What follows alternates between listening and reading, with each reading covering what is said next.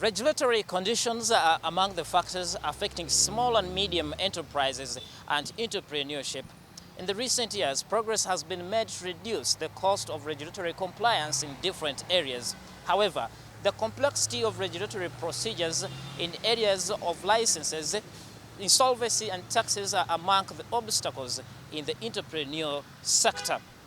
During the second lead conversion 2023 themed governance and business resilience in a dynamic regulatory landscape, stakeholders want all these obstacles to be managed.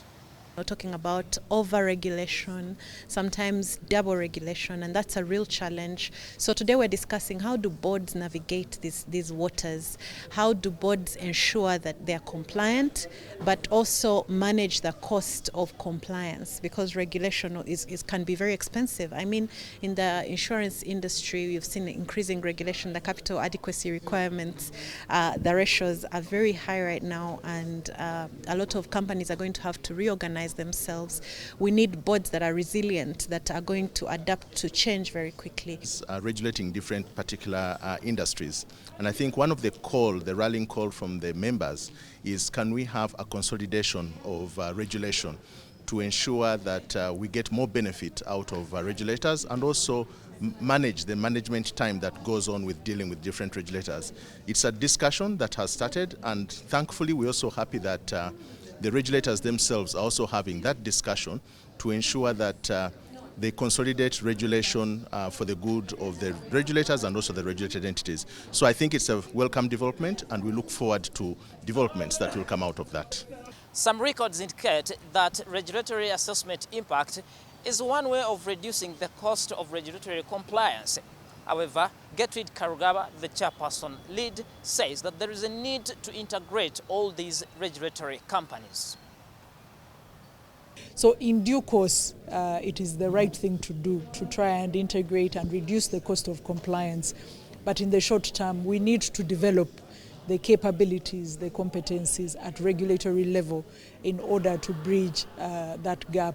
So as sectors continue to converge, even the practitioners, today you see banks, they are doing bank assurance, they are doing asset management, they are doing all sorts of regulated activities.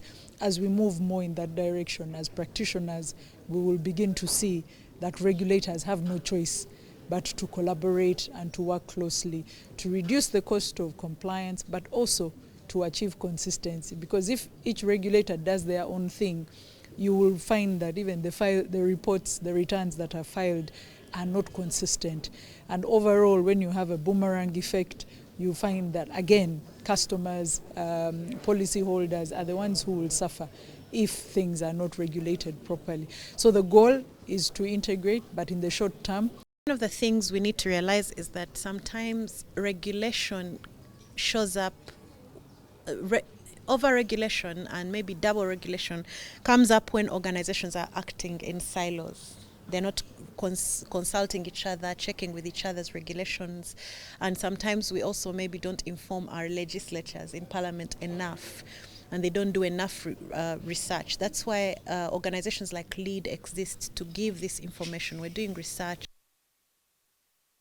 We're doing research on issues of regulation in this sector, damaging, or is it helping, or should we need to tighten it up? We know very well right now there is a governance bill. There's a bill on governance in a corporate governance bill in Parliament. We want to ensure that it comes up because governance is one of those areas that hasn't been very well regulated, and that's why we're seeing a lot of problems. Just recently in Shema district, circles expressed caution over multiple regulations. These circles are regulated by the Registry of Cooperatives, Uganda Microfinance Registry Authority, and Bank of Uganda. And now because of this, they don't know who to report which type of matters, and they don't know who does what. Pedson Mumbere, Smart 24 TV Business.